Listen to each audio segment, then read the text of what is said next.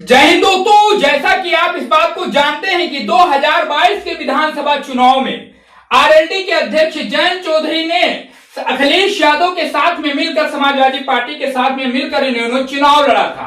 2022 के विधानसभा चुनाव में इन्होंने दावा किया था कि किसी भी कीमत पर वो अखिलेश यादव का हाथ नहीं छोड़ेंगे, साथ नहीं छोड़ेंगे। लेकिन क्या चीज ऐसी मिल गई कि ये एनडीए बीजेपी के साथ में चले गए, वो आप जानते हैं। क्योंकि दोस्तों एनडीए बीजेपी दोस्तों पूरे देश में ये कार्य करती हुई दिखाई पड़ रही है विपक्ष के नेताओं को अपने साथ में लाने का।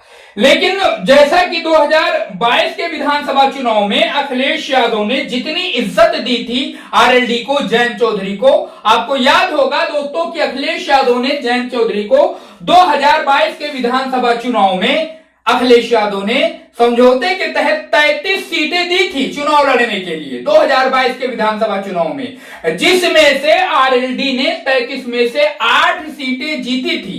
8 विधायक आरएलडी के जीते थे।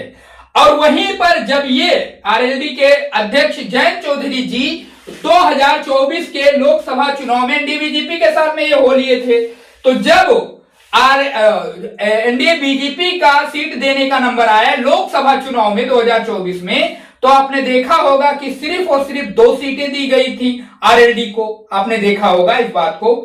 तो अब इस बात से आप अंदाजा लगाइए कि 33 सीटें 2022 में अखिलेश यादव ने दी थी आरएलडी को, जयंत चौधरी को।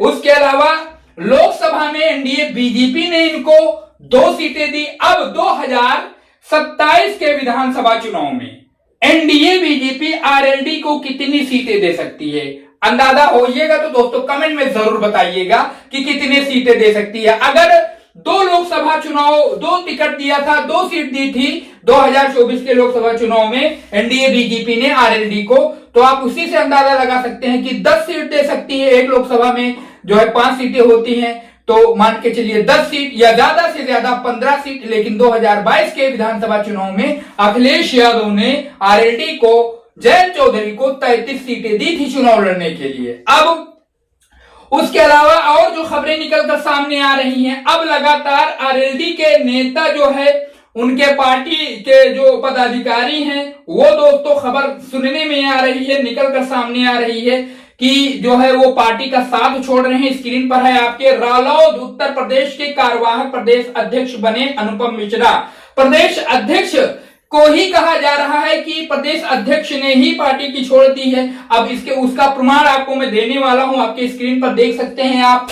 जयंत छोड़ राहुल के राय, बड़ा भूचाल आ गया है उत्तर प्रदेश की राजनीति, खासकर आरएलडी के लिए दोस्तों। प्रदेश अध्यक्ष ने ही साथ छोड़ दिया है, प्रदेश अध्यक्ष ने ही कांग्रेस के साथ जाने का मन बना लिया है 2027 से पहले। यह आरएलडी को तगड़ा झटका हो सकता है। देख सकते हैं स्क्रीन पर, आरएलडी के प्रदेश अध्यक्ष रामाशीष राय कांग्रेस में जाने वाले हैं। सूत्रों के हवाले से, भारत समाचार के हवाले से यह खबर आपको मैं दे रहा हूं। और इस खबर को प्रमाणित और एक और खबर एक और पोस्ट कर रही है, जहां पर देखा जा सकता है आरएलडी में बड़ा सियासी भूचाल। रामाशीष राय के कांग्रेस में जाने की चर्चा के बीच अनुपम मिश्रा बने कार्यवाहक अध्यक्ष बना दिया गया है आरएलडी के तरफ से, जयंत चौधरी के तरफ से, जो है पार्टी के तरफ से बना दिया गया है। क्योंकि जो तो कार्यवाहक अध्यक्ष तभी बनाया जाता है जब पार्टी के उस वर्कर ने, उस पदाधिकारी ने वहां से पद से इस्तीफा दे दिया हो, या अंदाजा लग गया हो कि ये काम नहीं करेंगे, छोड़ देंगे।